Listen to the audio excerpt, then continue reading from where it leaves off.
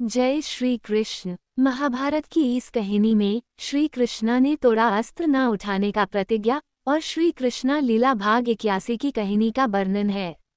अगर आप चैनल में नए हो तो चैनल को सब्सक्राइब करके श्री कृष्णा लीला भाग 1 से लेकर भाग 80 तक की कहानी को जरूर सुने। तो कहानी इस प्रकार, धर्म और मोह के द्वंद्व में अर्जुन युद्ध के दूसरे और तीसरे दिन की कथा। कुरुक्षेत्र की रणभूमि में सूर्य धीरे धीरे ढल रहा था, पर युद्ध की लपटें और तीव्र होती जा रही थीं। रक्त से सना मैदान अब प्रतीक बन चुका था उस संघर्ष का, जो केवल शस्त्रों और शरीरों के बीच नहीं था। यह आत्मा और कर्तव्य, मोह और धर्म, प्रेम और प्रतिशोध के बीच का युद्ध था। अर्जुन और दुर्योधन का टकराव। युद्ध के दूसरे दिन की दोपहर में अर्जुन और दुर्योधन का आमना सामना हुआ। दुर्योधन, जो अभी तक पांडवों की सैन्य क्षमता को कम आंक रहा था, अब स्वयं रणभूमि में आया और अर्जुन को ललकारा। लेकिन अर्जुन, जो स्वयं इंद्र के समान धनुर्धारी थे, उसे बाणों से ऐसा घायल करते हैं कि दुर्योधन रक्षात्मक हो जाता है। अर्जुन दुर्योधन के रथ की दिशा, गति और संरचना को जानता था। वह जानता था कि रथ को नियंत्रित करने वाला सारथी ही उसकी सबसे बड़ी शक्ति है।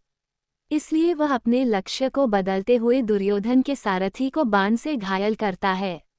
सारथी के घायल होते ही रथ की दिशा असंतुलित हो जाती है। दुर्योधन का घोड़ा, जैसे आत्मचेतना से भर उठा हो, अपने स्वामी को संकट से बचाने के लिए रथ को अर्जुन से दूर ले जाता है। ये दृश्य कौरव पक्ष के लिए अपमानजनक था और पांडव पक्ष के लिए गौरवपूर्ण। अर्जुन का संहार नृत्य। दुर्योधन के हटते ही अर्जुन कौरव सेना पर फिर से टूट पड़ता है। वह अग्नि की तरह बढ़ता है, हर बाण, हर प्रहार विध्वंस का प्रतीक बन जाता है। कौरवों की सेनाएं भागने लगती हैं, रथ उल्टने लगते हैं और सिंहनाद से आकाश गूंज उठता है। श्री कृष्ण अर्जुन के सारथी रूप में बाणों की दिशा और समय पर नियंत्रण रख रहे हैं। शाम होते होते रणक्षेत्र में रुधिर की नदियां बहने लगती हैं।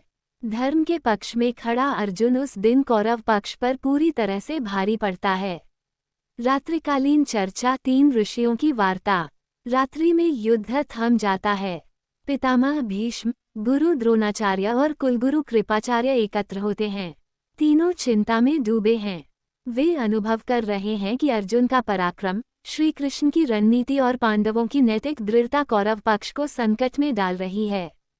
भीष्म स्वीकार करते हैं कि जब धर्म पांडवों के साथ है, तो अधर्म की रक्षा के लिए किया गया युद्ध केवल विनाश ही लाएगा।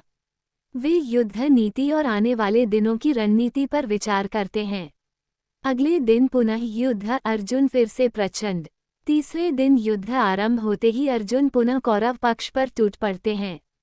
उसकी रणनीति स्पष्ट है, प्रमुख योद्धाओं को चुनौती देना और सेना को भ्रमित करना। उसकी गति, बाणों की संख्या और दिशा देखकर दुर्योधन भयभीत हो उठता है। अब वह अंतिम विकल्प की ओर मुड़ता है। वह भीष्म पितामह को कहता है कि वे अर्जुन को रोकें। भीष्म, जो पहले ही अर्जुन के प्रति स्नेह और सम्मान रखते हैं, धर्म के पक्ष को जानते हुए भी अपने वचन और कर्तव्य के अधीन युद्ध भूमि में आते हैं। भीष्म बनाम अर्जुन, फिर एक युद्ध। भीष्म और अर्जुन के बीच भयंकर युद्ध आरंभ होता है। भीष्म की रणनीति, आयुध नियंत्रण और समर्पण अद्वितीय है, परंतु अर्जुन भी धर्म और विनम्रता का योद्धा है।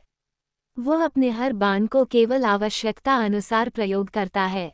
हर बार अर्जुन भीष्म पर विजय की ओर बढ़ता है, लेकिन हर बार भीष्म के मुख पर संतोष की मुस्कान होती है। भीष्म अर्जुन से प्रसन्न होते हैं। वे समझते हैं कि यह केवल युद्ध नहीं, यह एक शिष्य की धर्म सेवा है। महारथियों का समागम, दोनों पक्ष आमने सामने। दुर्योधन अब घबराहट में कई महारथियों को अर्जुन के वध के लिए भेजता है। कृतवर्मा, भगदत्त, जयद्रथ, शकुनी के सैनिक और दुर्योधन के निजी योद्धा अर्जुन पर एक साथ आक्रमण करते हैं। लेकिन पांडव पक्ष भी मौन नहीं रहता। अभिमन्यु अपने पिता की सहायता के लिए आता है। नकुल और सहदेव भी युद्ध क्षेत्र में पहुंचते हैं। उनके साथ धृष्टद्युम्न, युयुत्सु, विराट नरेश के सैनिक और राजा पांड्य भी शामिल हो जाते हैं। युद्ध फिर से भयंकर हो उठता है।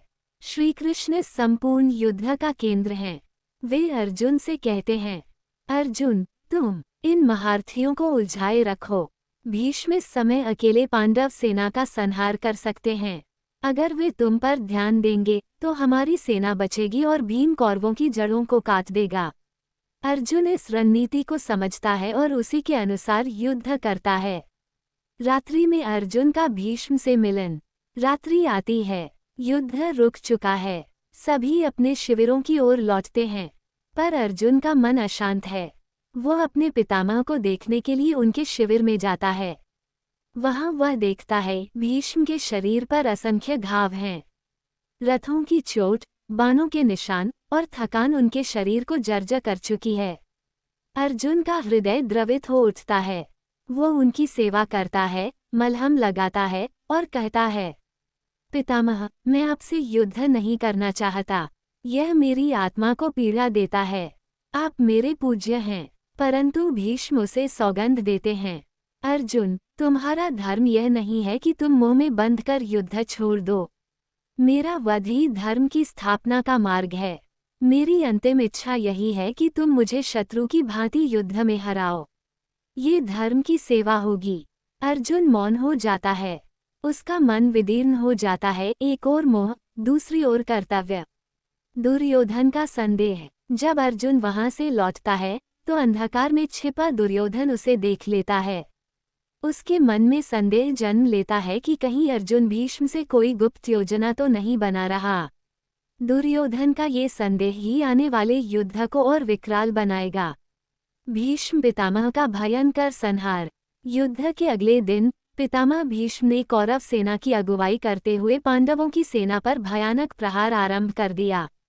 वो समस्त आयुधों के ज्ञाता थे, उनकी दृष्टि दूर तक जाती थी और रणनीति उनके रक्त में थी। उस दिन उन्होंने युद्ध भूमि को रक्तवर्ण कर दिया। जहां से उनका रथ गुजरता वहीं पांडव पक्ष के रथ उल्टते, ध्वज गिरते और योद्धा मूर्छित होते जाते। पांडवों की ओर से कोई भी योद्धा उन्हें रोक नहीं पा रहा था। अर्जुन, युधिष्ठिर, भीम, नकुल, सहदेव सभी पितामह का सम्मान करते थे, परंतु वह सम्मान अब बाधा बन गया था धर्म युद्ध की विजय में। श्री कृष्ण की चेतावनी। श्री कृष्ण, जो अर्जुन के रथ पर सारथी थे, ये सब देख रहे थे।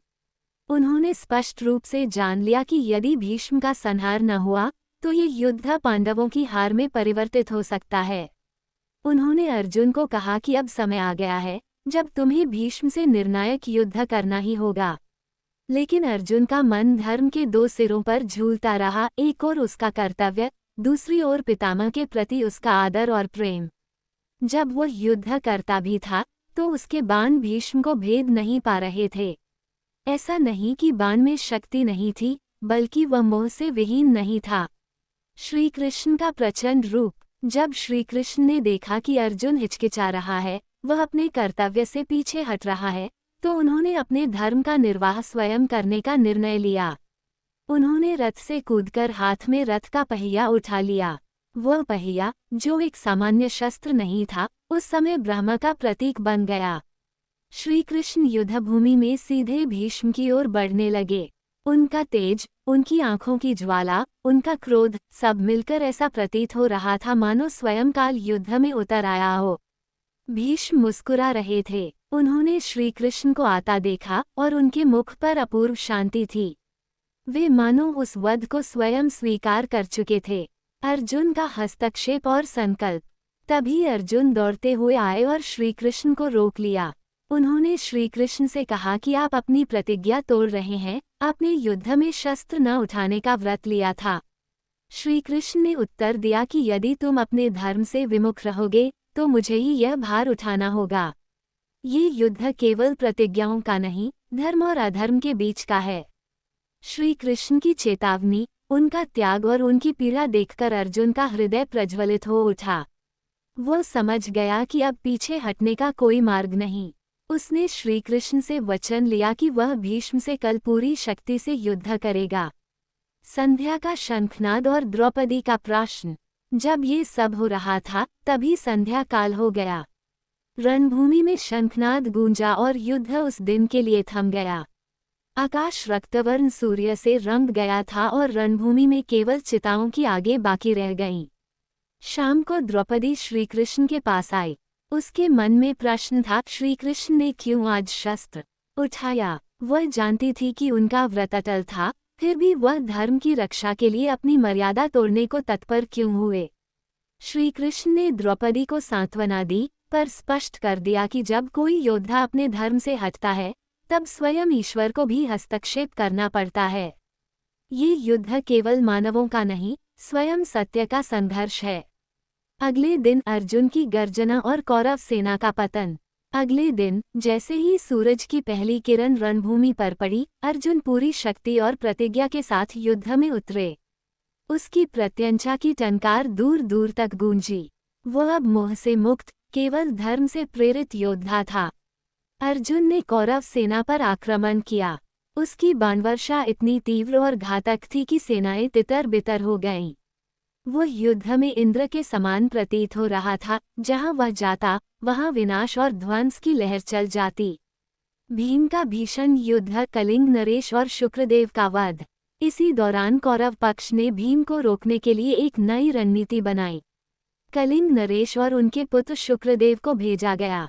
ये दोनों महान योद्धा थे और उन्होंने युद्ध को जटिल बना दिया। परंतु भीम उस समय महाकाल के समान प्रचंड था। उसका शरीर धधकते अंगारे की तरह तप रहा था। कलिंग नरेश और शुक्रदेव ने मिलकर भीम पर वार किए, परंतु वह अडिग रहा।